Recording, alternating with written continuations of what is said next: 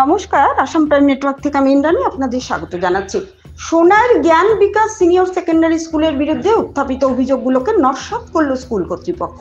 বৃহস্পতিবার বিকেলে সাংবাদিক বৈঠক করে স্কুলের ভারপ্রাপ্ত অধ্যক্ষ জয়দীপ চক্রবর্তী জানান, স্কুলের বাইরে দুই ছাত্রের মারপিটের ঘটনাকে সূত্রপাত ধরে আফতাবউদ্দিন বরভূয়া নামের অভিভাবক স্কুলের ভাবমূর্তি নষ্ট করার উদ্দেশ্যে নানা অভিযোগ তুলেছেন। স্কুল কর্তৃপক্ষ দুই ছাত্রের অভিভাবকদের নিয়ে ঘটনাটি আপোষ মীমাংসার চেষ্টা করেছিলেন, কিন্তু ওই অভিভাবক স্কুলের বকেয়া টাকা পরিশোধ না করতে এই সুযোগ নিয়ে স্কুলের বিরুদ্ধে অভিযোগ তুলে স্কুলকে কলুষিত করার চেষ্টা করেছেন, যেটা অত্যন্ত নিন্দনীয়। তিনি জানান, এভাবে আগেও অনেক অভিযোগ করেছেন এই অভিভাবক। যখন বকেয়া টাকার তাগদা দেওয়া হয় তখনই কোনো না কোনো একটা অভিযোগ তুলেন এই অভিভাবক। যদি অবৈধভাবে স্কুল পরিচালনা হয়ে থাকে তাহলে কেন তার দুই সন্তানকে 5-6 বছর থেকে এই স্কুলে পড়াচ্ছেন? এ নিয়ে অভিভাবক আফতাবউদ্দিনকে পাল্টা আক্রমণ করেন ভারপ্রাপ্ত অধ্যক্ষ। তবে এসব অভিযোগের তদন্ত হলে তারা সাদরে গ্রহণ করবেন, কিন্তু অভিযোগগুলো টিকবে না বলে জানান জয়দীপ চক্রবর্তী।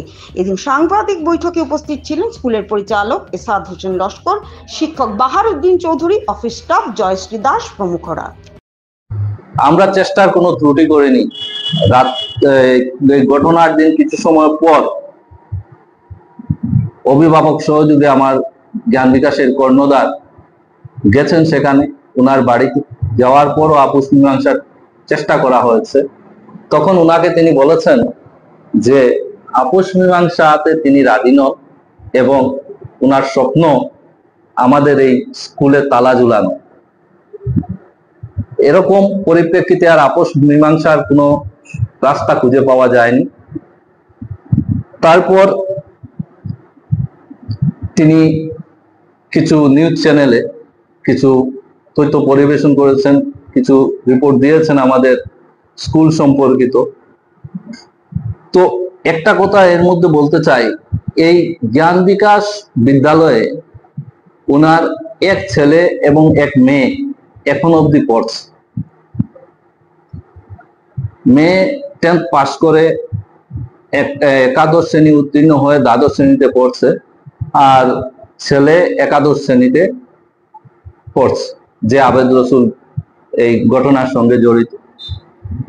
তো আমাদের স্কুল যদি বৈধ না হয়, এত বছর ধরে সপ্তম অষ্টম শ্রেণী থেকে এরা পড়ে আসছে আমাদের স্কুলে, আমাদের স্কুল থেকে ম্যাট্রিক পাস করেছে, তো এত খারাপ স্কুলে তিনি কিভাবে নিজের সন্তানদের পড়ান?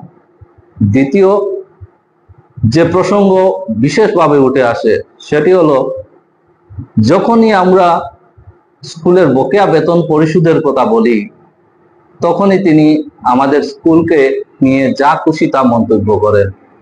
এই স্কুল ভালো নয়, টিচার ভালো নয়, ক্লাস হচ্ছে না।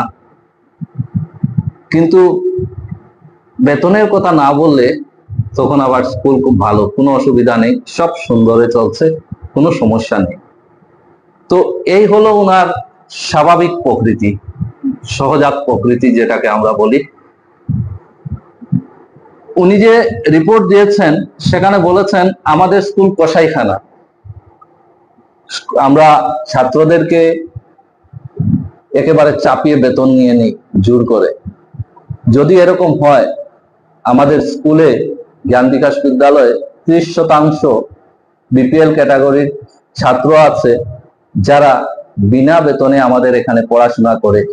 এছাড়াও জ্ঞান বিকাশ বিদ্যালয়ের কর্ণধার মাননীয় এরশাদ স্যার অনেক দরিদ্র মেধাবী ছাত্রছাত্রীদের নিজের একক প্রচেষ্টায় তাদেরকে পড়াশোনা চালিয়ে যাচ্ছেন, সমাজ সেবামূলক কাজে নিজেকে জড়িত রেখেছেন।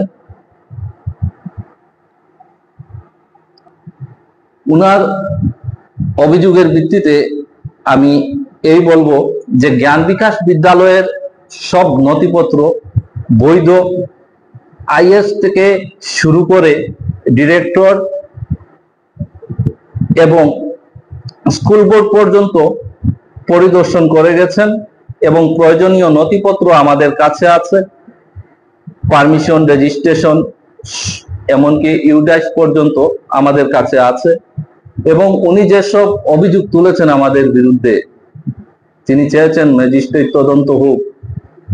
আমরা স্বাগত জানাই ওনার এই অভিযোগকে এবং আমরা চাই যে সঠিক তদন্ত প্রয়োজন সাপেক্ষে আমরা আমাদের নথিপত্র সব তুলে ধরবো, কিন্তু উনার কাছে নয়। উনি এমন কোনো ব্যক্তি নন, আমাদের কাছে বিশিষ্ট কোনো ব্যক্তি নন যে উনার সামনে উনি বলেছেন আর আমাদের উনাকে দেখাতে হবে